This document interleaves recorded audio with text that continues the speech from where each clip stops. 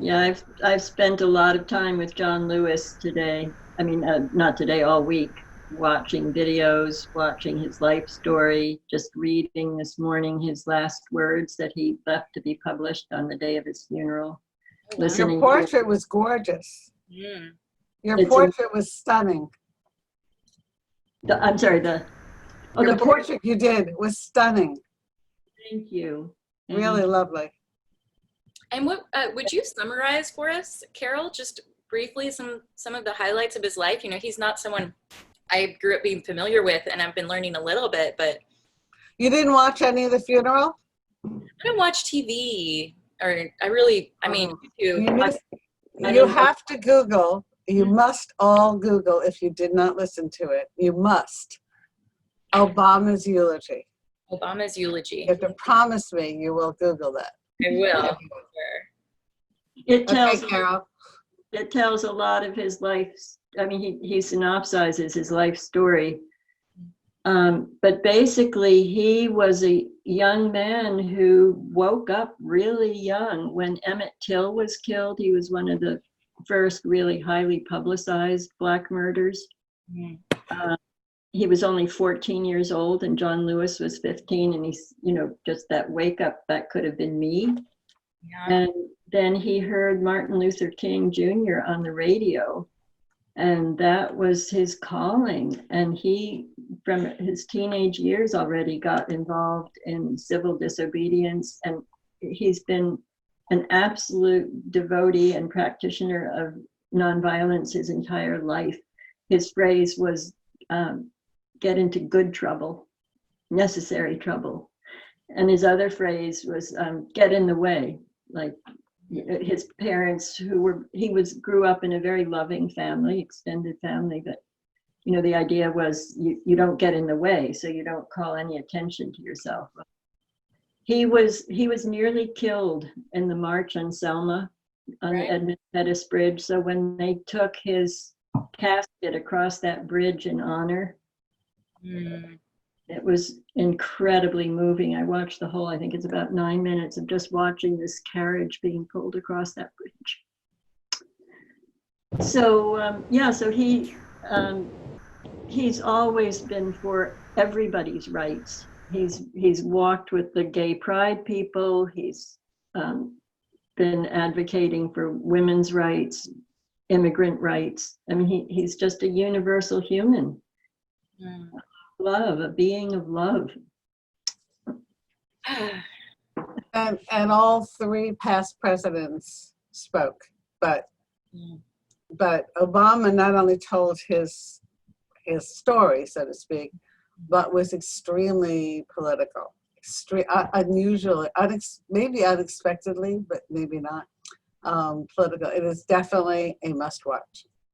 Well, he was political, I think, in a very justified way, because that's what John Lewis wants. I mean, he really paid attention to he was 80, now when he died, but he was still out there with the young people. And so I think what Obama did was really continuing his legacy. And, let's not just eulogize him, but let's carry on with what he nearly died for. Right. Absolutely. So yeah, definitely powerful. And there is on PBS, I don't watch TV usually either, but on PBS, if you can get the channel, there's a whole hour-long special on him called Get in the Way, about his life. And it was done a few years ago. So it wasn't just done now as a memorial. Yeah, so that's been a lot of my week, paying attention to him. That's beautiful, Carol. Thank you. And I'm so well, I was just moved to see your portrait, and I could tell that there was so much emotion behind it, and that it meant more than just I'm trying to make a likeness of someone, and it made me want to learn more. So that's something powerful that visual arts can do, not only to spark up a conversation and make someone else wonder, like, well, what's going on with that person, but it sounds like it was also a beautiful meditation for you to have a moment of memorial and meditation and painting. So Mhm. it was, yeah, the emotion showed through in that portrait. It was beautiful. Oh, thank you. Well, I think I mentioned that it was the moment when Obama was putting the Medal of Freedom around his neck. Mm. Yeah. There's another picture which you can find on the internet of the two of them hugging, which is another weep worthy picture. Mm-hmm. I'm starting to realize that this class is like a cathartic moment of just all the emotions coming out for me. I'm just, every week, it's my teary time, either during the class or afterward. And I think the instinct is, you know, in the States, we're like, oh, no, no, no, you know, put that away. But it's so important. And thank you all for being here and for sharing that vulnerability together, because to try and pretend like we're not feeling through the whole situation, not only the racial inequities and the new fight for equality, but of course, COVID and people being sick, people dying, it's all so real. So I think it's just important and wonderful. And I'm so grateful for y'all to come here and share your emotions and that we all know it's a safe place to get teary. Making space, yeah. Yeah. Well, Carol, you have already been doing a lot of the work we're going to talk about today, which is the work of an anti-racist ally. How to be a good ally is what we're talking about today. And I'm curious, before we start defining what it means to be an ally and some guidelines on how to specifically be a good anti-racist ally. They're allies for all different, you know, people who are transgressed against or oppressed. What do y'all think of allyship, or what do you know of allyship? Have you heard that word in the context of racism? I think the extent that I feel comfortable, you know, making sure that I use my platforms to, you know, to help further causes that need it, like social media, being able to, you know, making it a platform not just for my own personal, you know, I guess you reflect some kind of self-image on the internet through social media, and or at least the potential is there, but using social media as a way to disseminate important information. When George Floyd was murdered, you know, making sure that I used the platform as a way to, you know, express, you know, my discontent with the system. Or now I'm using Instagram pretty much solely for like circulation of information that that I feel is important. I think I've been reading about the peonage system and prison labor, and if I see posts that are relevant to that, I immediately will use my Instagram as a way to like disseminate that information. And it's been interesting. On a little bit of a tangent, I've had a couple conversations with colleagues and peers. It just kind of goes to the how do I say, like just on the topic of fake news versus like you know, real substantiated facts. I've had people come to me and with kind of like accusatorial tones tell me that my information is actually not right, and then I just have, you know, this you know, like a very collected conversation about, you know, well, my sources are this and this, and then, you know, it's happened once or twice where that just, you know, amicable as one can be when you're getting told that Abraham Lincoln really, oh, I can't remember the exact circumstance, but it was a little bit inflammatory. So you know, it's been interesting being on using social media and being kind of on the front lines, I guess, of the dissemination of information. And I think that's kind of a responsibility as potentially an ally, but I don't know whether or not I'm fulfilling an allyship role to the extent I can. But Yeah, that definitely aligns with a little bit of what we'll dive into today, defining allyship. But some things that I heard were using the platforms that you do have to center the conversation about race. And that is key. So much of white privilege is the fact that white people and the white experience is what gets the front page headline, or it's what people are sharing. So when we center the Black experience and Black issues and anti-racist issues, or it could be like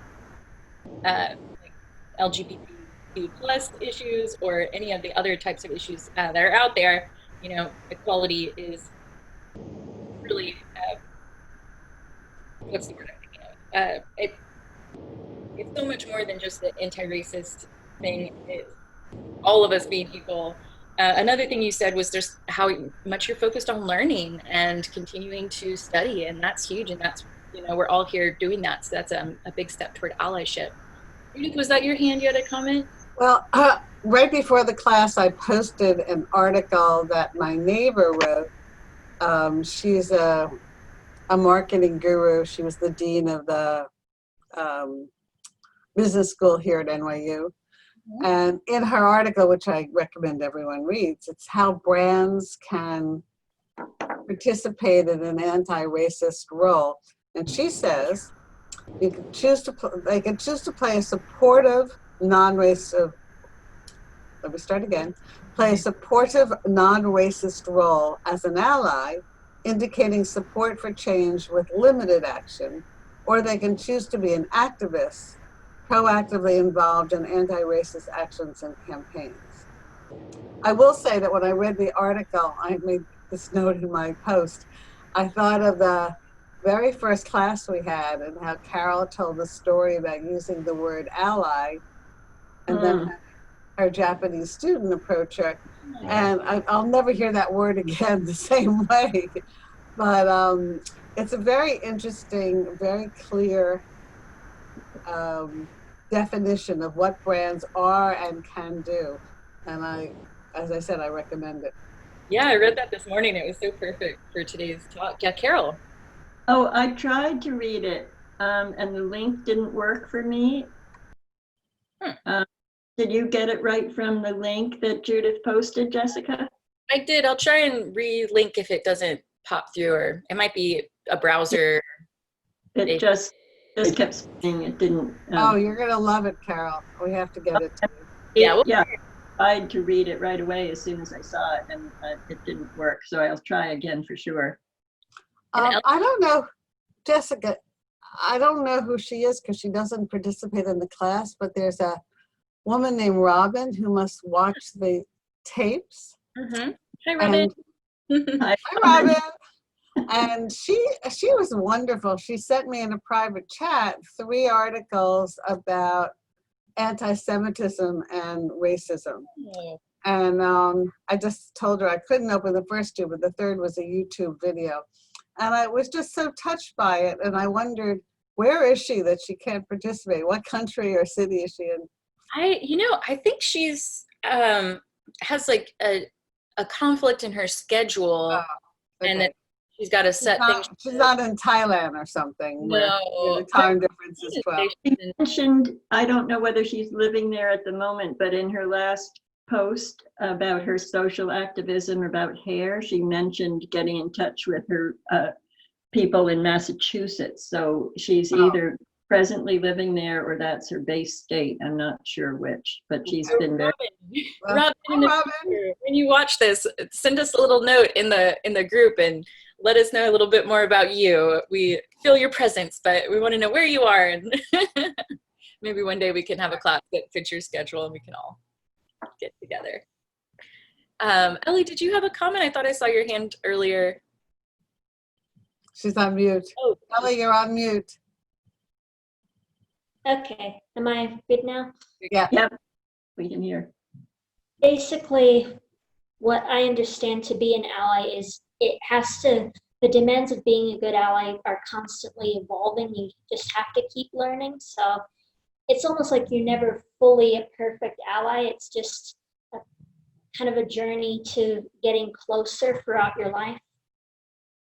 And I also kind of had a question where it's, when is it really worth arguing with someone about the topic of race? Are there any moments when it's not productive and it's just a waste of time? Or should you always kind of take an opportunity to try and talk to someone? Oh, that's such an important question, Ellie. I'm so glad you brought that up. And honestly, I kind of want to make a whole class about that. But I have been thinking deeply about that because I'm sure we've all uncovered people or friends of friends who are at some level racist, or even family members who maybe don't agree with us on a certain topic or whatever it is. One thing that I'm exploring is the concept of radical empathy. One thing that tends to happen whenever we face off, and now more than ever in history, there's this whole us versus them mentality. There's this thing called cognitive bias that exists in all of our brains, where once you get to a certain point of having decided how the world works, you are going to process any new information you get as, it finding a way for it to line up with what you already believe. So like you said, there's a point where it's not productive because we're only looking for evidence that's going to line up more with what we already believe, and we push away what doesn't agree with our sources. So this that can lead to a lot of unproductive arguments. But whenever you take the course of radical empathy, you shift to trying to listen and unpack a little bit the other person's perspective. And that so far is what I understand is just the next step. First listening, and then hopefully having the opportunity to share your own story and your own background, because in the end we all are, we're just human beings. Everybody wants the same thing. We want safety for our families and general, content, happiness. And somewhere deep down, like there's like a hope for a common ground. But, I don't know the answer. I think that's something I would love if y'all all, want to send me your own thoughts or links or. Is now story time, or do we? Let's shift to talking a little bit about allyship and our drawing for today, but let's circle back to that because that's huge. That's kind of like the big question, right? Yeah, that is the big question. So good one. So I'm going to share my screen, and I want to show y'all a quick video on allyship before we draw.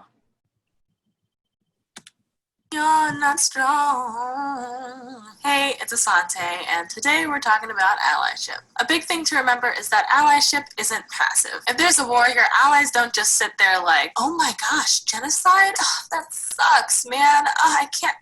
It's so hard. I don't get it. People can be so awful. I'm totally on your side. The times we live in, it's just so hard. No, they lend their troops, they lend their ships, they send supplies, they send medics, they will go in and fight for you. Allyship is not neutrality. Allyship is not, I believe in you. Good luck! Allyship is an active process that you're always working on. So here are a few steps you can take to be a better ally. First, listen and educate yourself. When people in marginalized groups tell you about harassment or hardships that they're facing because of that marginalization, believe them wholeheartedly. If you feel ignorant in some areas, feel free to ask questions, but maybe ask them to Google first. Trust me, I've asked Google some pretty weird things. It's never offended, and it always has some sort of answer. It's not anyone's responsibility to be your personal tutor on social issues, especially if you're not paying them personal tutor money. There are plenty of resources that are already out there. People who have shared their perspectives in books, articles, YouTube videos.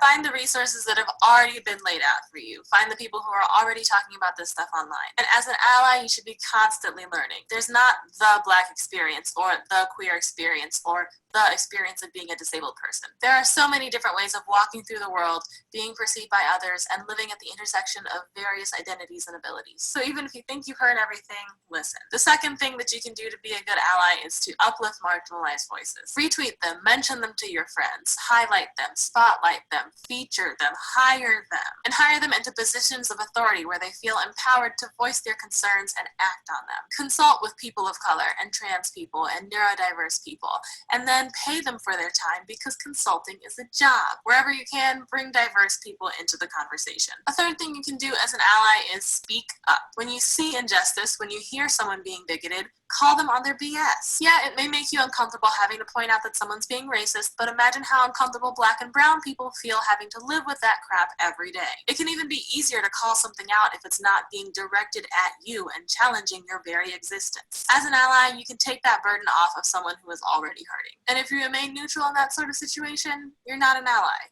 You're not helping. Some people also worry about it being not their place to, for example, speak of issues of race if they're white. But speaking up about injustice isn't the same as speaking for a marginalized group. It is everyone's place to call out problematic behavior, especially since as an ally, you're in a position of privilege and have less fear of retaliation. White people who are slightly racist are more likely to listen to other white people. So as a white ally, it's on you to get your people. Go get your mans. Whose mans is this? Your are likely to listen to you because they usually care about you at least a little bit, and you kind of can't avoid them. So when you're sitting around the table and your auntie acts like people can't be bisexual, call her on it. That is your role as an ally. Bring a supportive voice to the table at tables where I'm never invited to sit. Reach your communities that I don't have access to. Use your privilege to speak where other people would be silenced. Another thing you can do as an ally is to respect safe spaces. Everyone wants to come home at the end of the day. Sure, I may be up for academic debate of politics and social issues, but there are some times when I don't want to be challenged. I don't want to always have to be playing defense. Sometimes I just want to be around other like-minded people with similar experiences who get it. It's empowering, it's strengthening, it's emotionally enriching to be able to fellowship with people without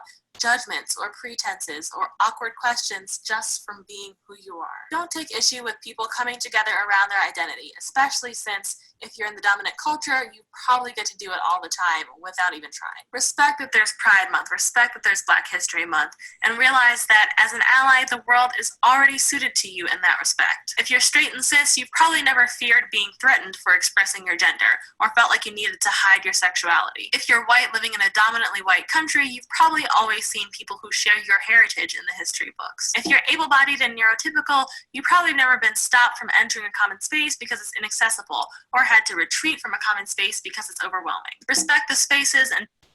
Okay, I'm gonna pause it there. What kind of artist is she? I'm not sure. We'll have to check her out a little bit more. See if it's immediately obvious on her YouTube channel. And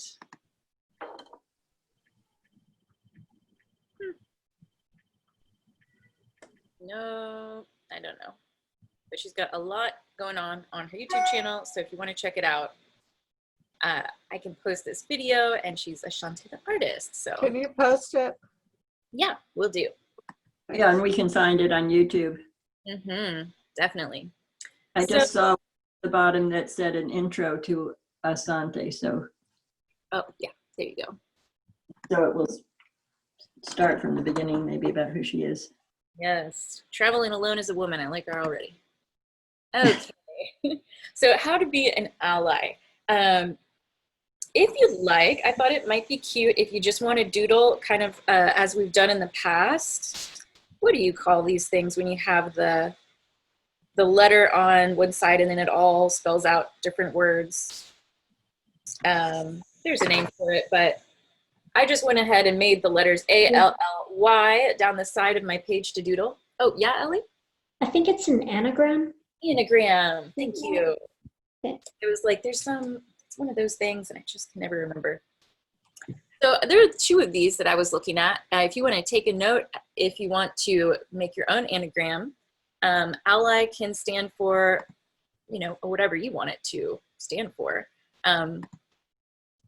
But in these examples, we've got allies advocate, listening goes a long way. Let's get active. Are you going to keep this up for a few minutes? Y'all tell me which of these two do y'all want to Oh, okay. from. And then you should read, meaning like learn more. And then the other one here, A, always center the impacted. L, listen and learn from those who live the oppression. L, leverage your privilege. And Y, yield the floor. I like the first one better. Yeah, first one. Cool. So, Others might not, but that's my vote. well, Yeah, I'll go with that. cool. So allies advocate So you're keeping it up for a few minutes just for a few minutes. because I want to copy it a little. Cool, yeah. Gotta add to our anti-racist sketchbook here. And if you've never done Zendoodles before, I thought this would be a nice little Zendoodle moment. Zendoodle is basically just advanced doodling, where you take a shape or a scribble or whatever in your sketchbook and add all of the different patterns or designs you could possibly think of with no specific like drawing, just doodles. So less representation.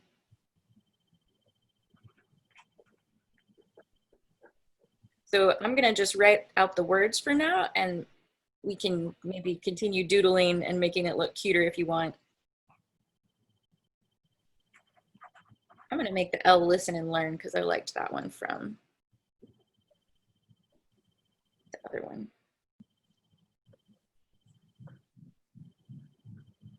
But I think that second L, let's get active, that's so key. Allyship is not neutral. We've got to take positive action toward making a difference, because just like doing nothing in a racist society, in a racist world environment, is inherently like you're going to end up being a part of that racist system. So at the very least, we want to be learning and listening, and anytime we see any injustice happening around us, or even conversations, it's important to speak up. And I'll just speak to my own experience. Now that there is the quarantine, I feel like I don't go out or see anybody anymore. But there have been a couple moments, even just at my family dinner table, where you know, a conversation came up or whatever it might be, and I felt like I had to speak up and like correct the unknowingly racist statements or vocabulary or whatever from my parents.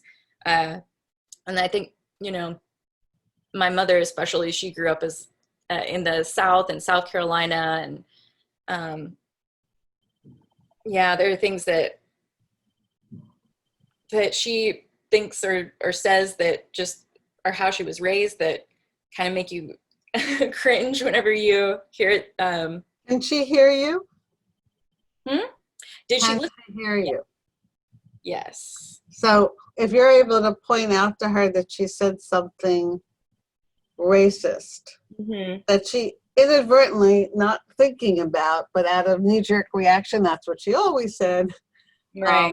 If you point it out, does she want to change that?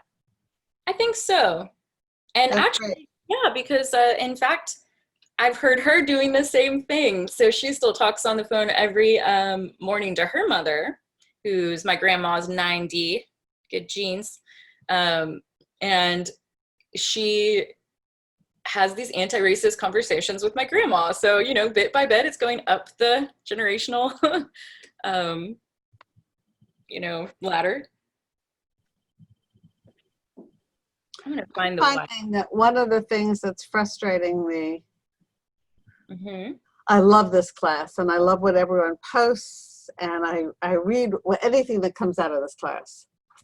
And I watch John Lewis's funeral a lot, but I'm being bombarded, I feel like, with articles, and you should read this book, and you should watch this movie, and you should do this, and you should do that. And I do want to learn, but I'm like overwhelmed by everyone saying, you should do this, you should read this, you should. Well, you're definitely already like making it a priority. You've scheduled weekly time, and I know you go beyond that. Burnout is so dangerous because after you burn out, then it's like that progress stops. So I would think to just, and I've found this myself whenever I'm listening to books and doing my own research, kind of just pacing. I want to pace myself so that I don't ever get to a point where I'm like, oh, I just can't listen to one more anti-racist book. Yeah. So that's sort of how I've been handling it.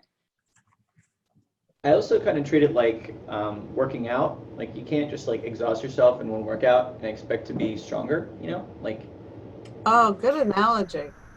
it's just if there's like a constant awareness and constant growth, you'll build strength. And I mean I know the kind of things I need to do to make sure my cardio improves or to work a certain muscle group so I can, you know, play the violin longer. Like I know what my goals are. It's just, you know, making sure that I don't push past my immediate present threshold so I can do more later. Thank you, Zach. Yeah. But I'm hoping everybody's gotten the words written down. Because Yeah. I'm going to switch to another little sketch we can do today. I thought this was the best metaphor for allyship. And this is from Kayla Reed. And this came out as a tweet, but it's something that's really spread in the anti-racist circles and all kinds of privilege conversations. So I'm going to just read this aloud. Y'all can keep doodling while I read this story. So imagine that your privilege is a heavy boot that keeps you from feeling when you're stepping on someone's feet or when they're stepping on yours, while oppressed people only have sandals. If someone says, ouch, you're stepping on my toes, how do you react? Because we can think more clearly on stepping on someone's literal toes than we usually do when it comes to oppression. The problems with many common responses are obvious. So here's some examples of how people might respond. Centering yourself. We're talking about centering a lot right now, right? So here's your reaction as the person wearing a boot. I can't believe you think I'm a toe stepper. I am a good person. Denial that others' experiences are different from your own. Well, I don't mind it when people step on my toes, so I don't know why, you know, you're so upset I'm stepping on your toes. Derailing. Some people don't even have toes. Why are we talking about them? Like, why aren't we talking about them? Sounds like here it is. Refusal to center the impacted. All toes matter. You know, oh, you think I'm stepping on your toes? Like, whatever. Tone policing. I would move my foot if you would ask me more nicely. Denial that the problem is fixable. Toes getting stepped on is a fact of life. You'd be better off when you accept that. Victim blaming. You shouldn't have been walking around with people, with boots. So you shouldn't be walking around with the people wearing boots. And finally, withdrawing. I thought you wanted my help, but I guess not. I'll just go home. So, especially in the context of allyship, that one can show how, you know, we have to be careful not to overreact to being called out on our privilege if that situation ever comes to pass. So, what do y'all think of this? Go ahead. No, I finish what you're doing. Sorry. In reality, most of us naturally know the right way to react when we step on someone's toes, and we can use that to help us learn how to react when we commit microaggressions. So center the impacted. Are you okay? Sorry, I stepped on your foot. Listen to their response and learn. Apologize for the impact, even though you didn't intend it. You know, if you step on somebody's foot, like, don't you automatically respond with an apology? Stop the instance. Move your foot. Stop the pattern. Be careful where you step in the future. When it comes to oppression, we want to actually change the footwear to get rid of privilege and oppression. So sneakers for everybody. The metaphors can only stretch so far. So this is another great website that I will link to. It is a guide to allyship. So being an ally means taking on the struggle as your own. We are all in this together. Transfer the benefits of privilege to those who lack it. Amplify voices of the oppressed before your own. Acknowledge that even though you feel pain, the conversation is not about you. Stand up even when you feel scared. Own your mistakes and decenter yourself. And understand that your education is up to you and no one else. And I'll just speak for myself. Or go ahead, Carol, I see your hand. Oh, I just think it's important to, because a lot in the healing world, we talk about centering ourselves, and that's a positive thing because you're centering in your calm, peaceful center with your personality swirling around you. And when they're saying decenter, they mean not all about you in the ego sense. And otherwise I was right along with all of this. Yes, that's exactly what I was about to mention, this whole concept of decentering. Yeah, because I think there's an instinct. We're all, of course, the main character in our own little movie that's going on in our head, right?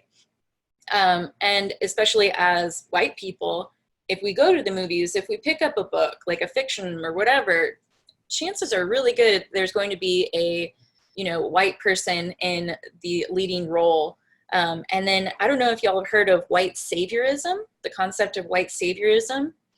Even movies like The Help are a good example of this, where the movie is about, racial disparities and the racial experience of the South, and I think it was the 60s. But who is centered in that movie? The Help is a young woman who is trying to report on and write a book about the lived experience of the Black people in the South and all of the racism going on. So that movie gets pegged as a white saviorism movie, that it's not really helping as much as it could, because the main character, or the whole story and what is like interesting about it is this white woman's experience and how she came in and saved all the Black people. And it gives this false sense toward the end of the movie that like, oh, she wrote the book and now racism is over. And there are a whole lot of different examples of this white saviorism that can go on. And that happens whenever allies are so focused on their own experience of, wow, I realized this awful thing was happening, like, and now I'm going to come and like help, it's not about us. That's like something to remember. Part of having privilege is we've already been the center of the story for like the whole cultural history and pop culture. So it can be a fine line. That's actually something I've noticed is sometimes people get nervous about being an ally because they don't want to overstep or say the wrong thing or get called out for white saviorism. Yes, Ellie. Muted? I'm muted. Okay, I'm unmuted. I just kind of wanted to bring it back where you mentioned that in a lot of books and media, there's kind of a disproportionately white main characters. That if you're a white author, is it really your place to write diverse characters when you're not speaking from your own experience? Great point. Yeah, and maybe it isn't. And then the question is, so why don't we have more people of color in positions of writing the stories and getting their movies made and being directors and being producers? So yeah, that's an excellent point. Probably not. They always say to write from your own experience, right? And if that's your experience, I wouldn't, I wouldn't. Well, Diary of a Geisha Girl. Was that written by a white person? Male. Oh, great. Yeah. I'm just going to bring that up, Judith. I mean, men and women have always been writing about the other gender. Right. Yeah. And yeah. Some successfully than others we could get, probably judge, but. Anybody want to draw this little doodle of a foot getting stepped on? I wanted to put this as an option for you guys. Oh, I've been doing a doodle, but I'd be happy to see. And then I wanted to go over the do's and don'ts of allyship. So I've got that picture up for you, and hopefully I can kind of multitask here.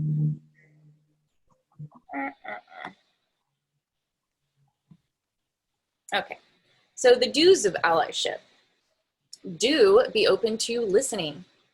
Do be aware of your implicit bias or biases. And man, implicit bias is awful because basically there's so much that we just don't even know that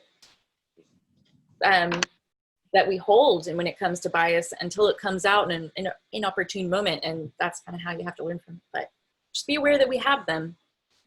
Do your research and learn more about the history of the struggle in which you are participating.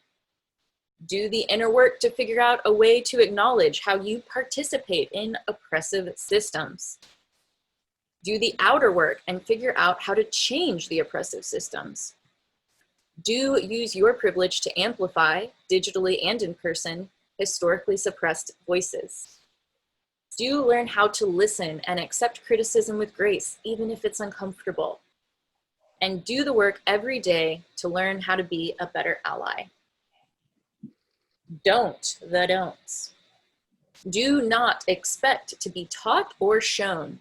Take it upon yourself to use the tools around you to learn and answer your questions.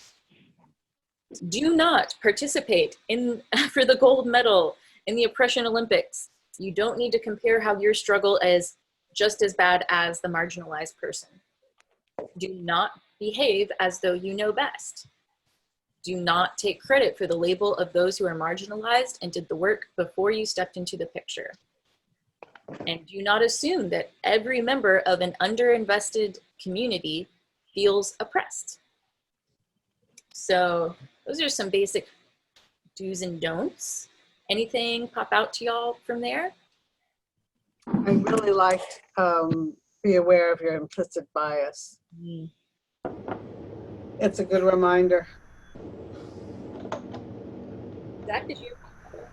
I didn't want to get any of the details wrong, but there is a grocery store chain owner who I think was of Indian descent, and his daughter posted some really racist material on Twitter, I think, and there's been a bit of a, obviously, I mean, like this, it was amplified by the media, and he has lost millions of dollars. And the what I think is interesting is that he, at a certain point when, you know,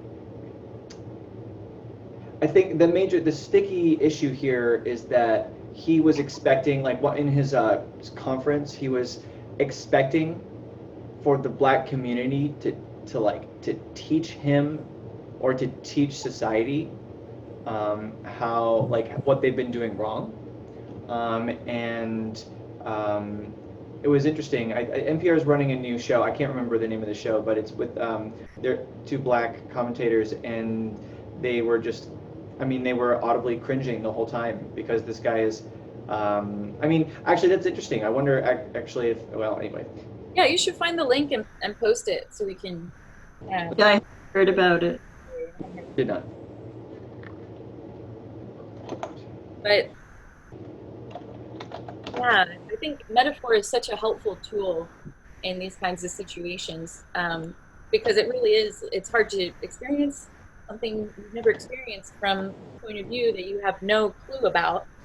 And so when you think about, like, stepping on someone's toes when you're wearing boots and they're wearing sandals, it kind of is conceivable.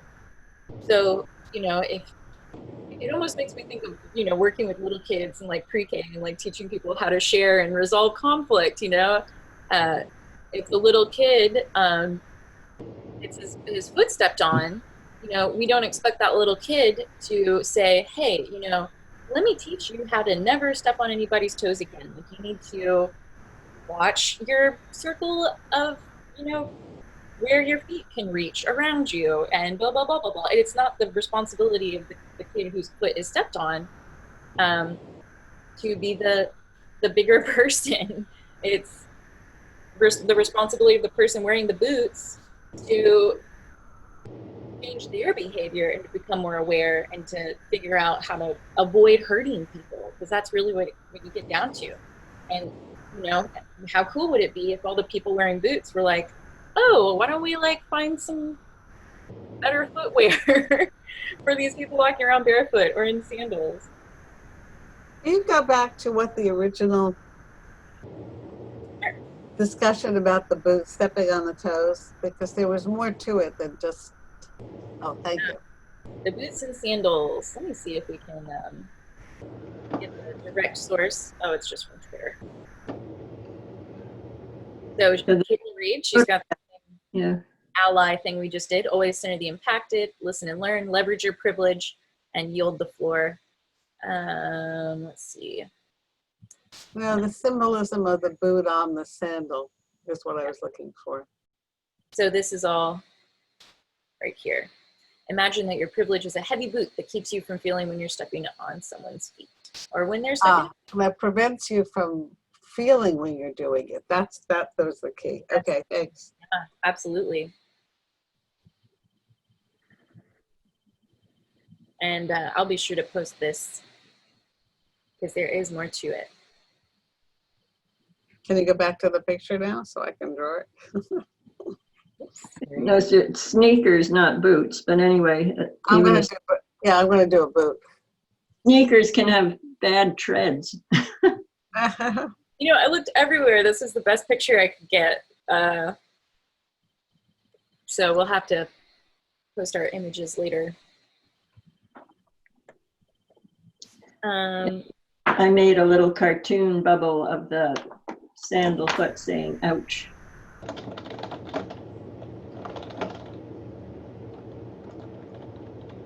I'm still just doodling my words.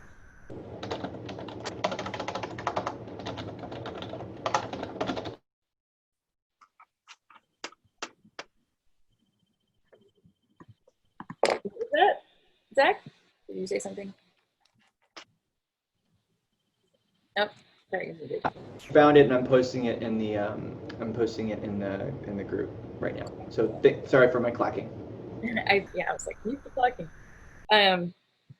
So I've been thinking about one way to be a better ally and to kind of put my money where my mouth is. And it's so funny because as soon as I started fleshing out this idea I had, I noticed I had some resistance to it. And then I was like, wow, okay, maybe being an ally and giving up my privilege is a bigger deal than I thought. But one of the thoughts behind allyship is that you leverage your privilege, right? So how can you use your privilege, which kind of is like icky to think about, that our privilege is this thing that can be used instead of just let go of and released. Like, wouldn't that be nice? But in the meantime, we do have inherent privilege as white people. And so what do you do with that? And so after reading so much, especially about the ways that land has been systematically taken from Black families historically ever since the 40 acres and a mule that we talked about a few weeks ago. But then ongoingly since then, just trillions of dollars of wealth that would have gone into Black communities was denied to Black families. Of course, they weren't allowed to move in and buy certain homes in certain areas. They weren't allowed to increase their financial wealth through ways that white people have been able to.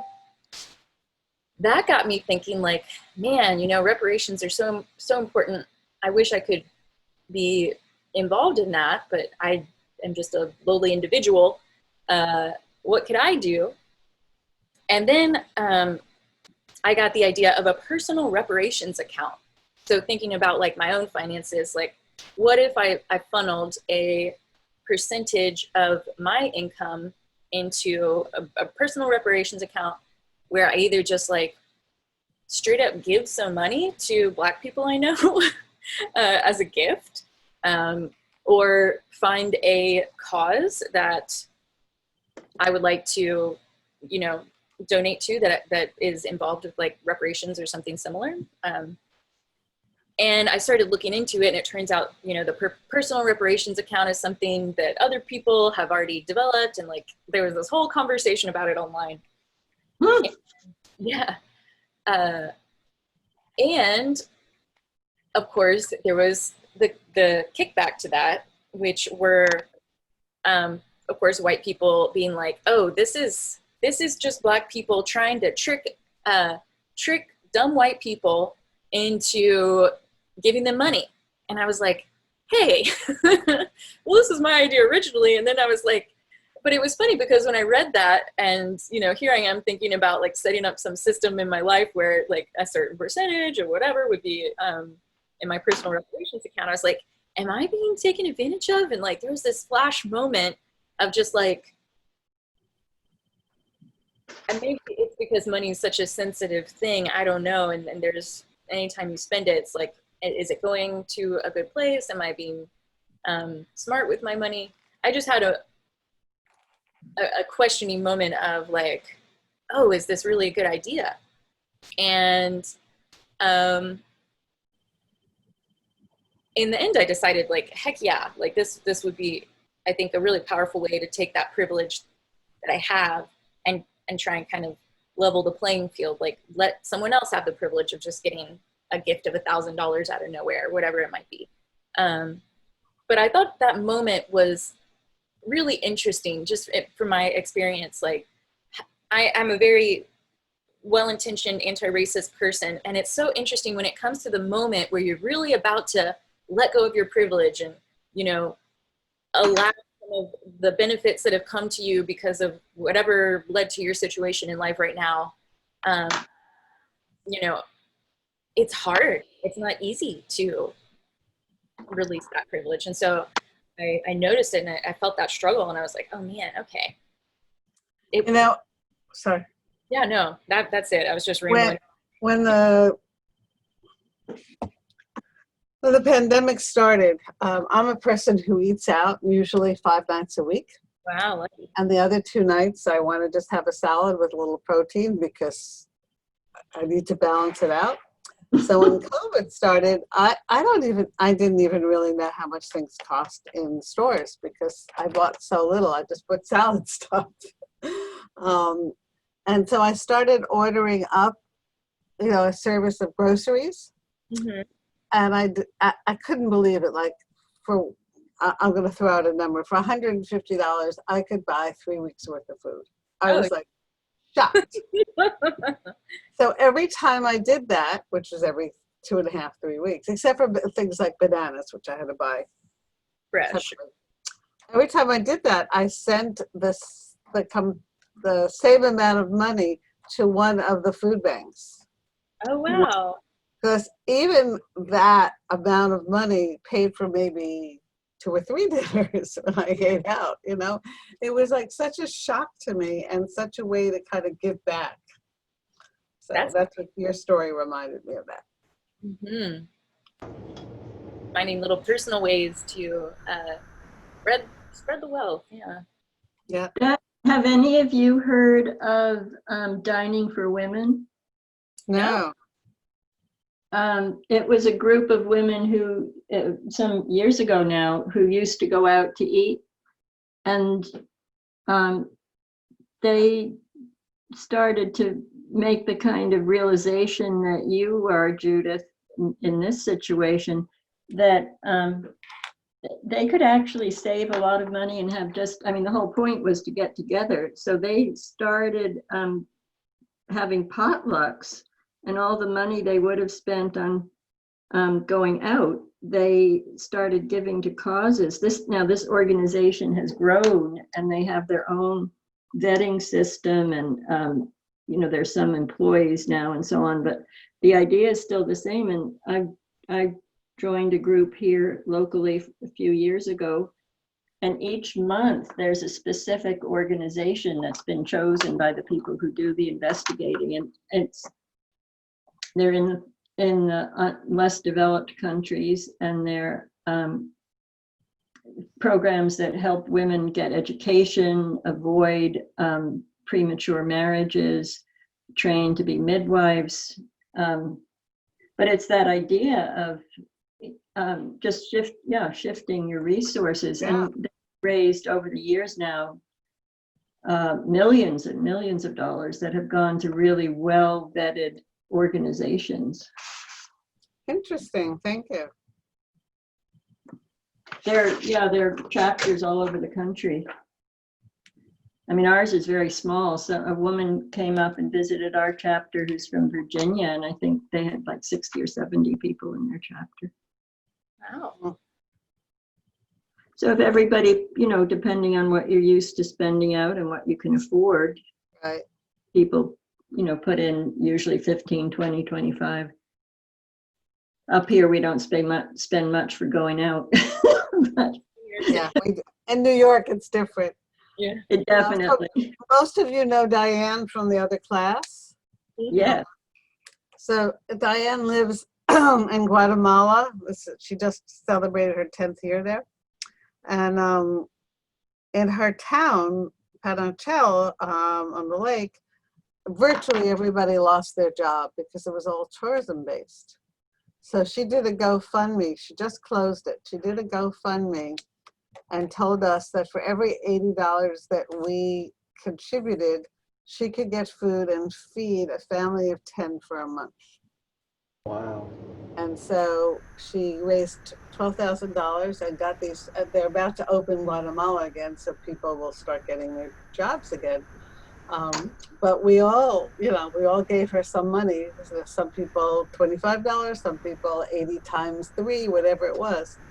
But it was just, it was so, you know, I am so privileged that I don't know what it's like. You know, Diane keeps me honest. Yeah. I'm humble. She's an inspiration to us all. Oh my God, she's amazing. Yeah. Well, I'm glad that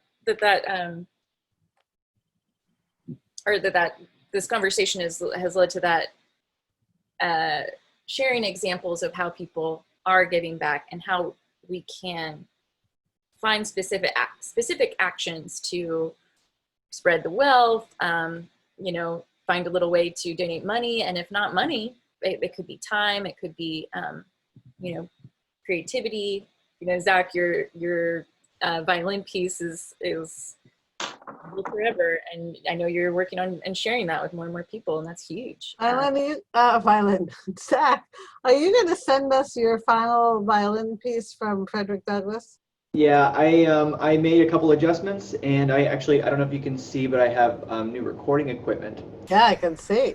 Yeah, so I'm working on recording that, and actually I'm working with my string quartet, and we're working on bringing underrepresented composers to the forefront, namely Black American composers, and yeah, so that is one of a couple projects I'm working on to, you know, try to use my platform. Oh, you froze. No, I see him. Do you see us now, Judith? Do you see us now, dude? Yeah, I didn't know he froze on the last sentence. I didn't hear the last sentence. I'm just trying to use my platform. Good for you. Thanks. So friends, it is already 11 o'clock. Oh my God, I've got to go. I've got to go to this funeral. Goodbye, everyone. Have a good week. Oh my God. You. How did this happen? Oh dear. I should have given a time warning. Anybody want to show off your sketches before we say goodbye for the week?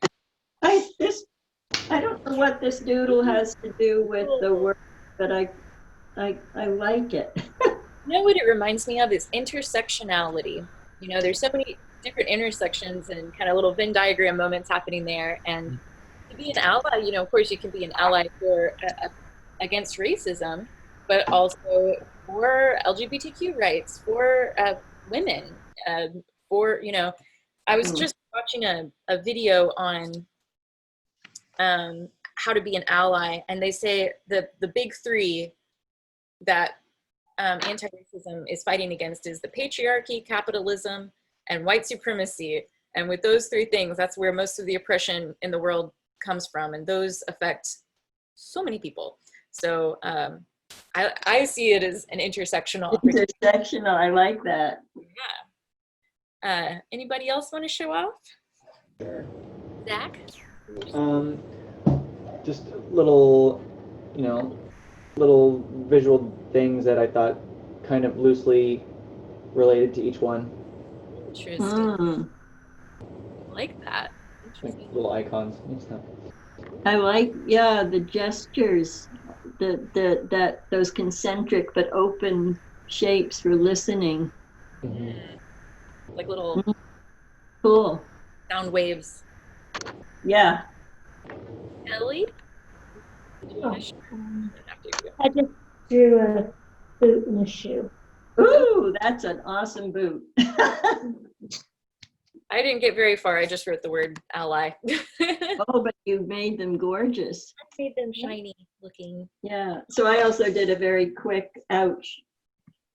Oh yeah, look at you. That was quick. Dang, that's really good. Yeah. Details on the tennis shoe there.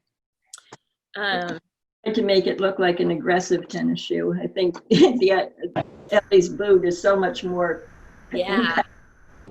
Nicely done. Well, and Ellie, I wanted to invite you, and of course, Zach, you're welcome also. I now have a Tuesday night drop-in and draw class. It's going to be happening for the month of August. So that is 7 p.m. Central Time. So Ellie, that's also San Miguel time, I think. So 7 p.m. on Tuesday night.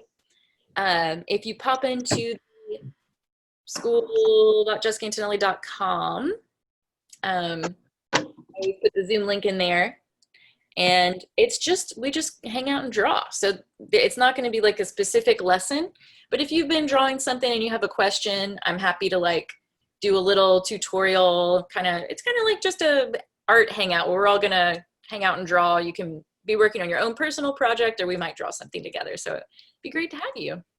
Cool. Yeah. Yes. And of course, anti-racist art classes continuing. We'll see you next Friday. Thank you guys so much. It was a great conversation as always. And let me know if you want to talk about next week. Alrighty. Have a great week and weekend. Thanks. You too. Bye. Bye.